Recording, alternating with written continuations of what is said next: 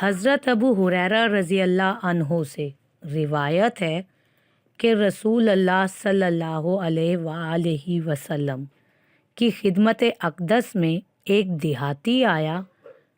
اور اس نے عرض کیا، اے اللہ کے رسول صلی اللہ علیہ وآلہ وسلم، مجھے کوئی ایسا کام بتا دیجئے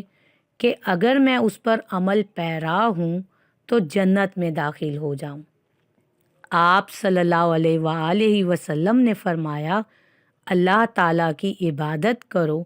اور اس کے ساتھ کسی کو شریک نہ کرو، نماز پابندی سے پڑھو اور فرض کی گئی زکوٰۃ ادا کرو اور رمضان کے روزے رکھو۔ دیہاتی نے یہ سن کر کہا، قسم ہے اس اللہ کی جس کے دستے قدرت میں میری جان ہے، میں کبھی اس میں کمی بیشی نہیں کروں گا۔ پھر جب وہ پشت پھیر کر چلا گیا تو رسول اللہ صلی اللہ علیہ وآلہ وسلم نے فرمایا،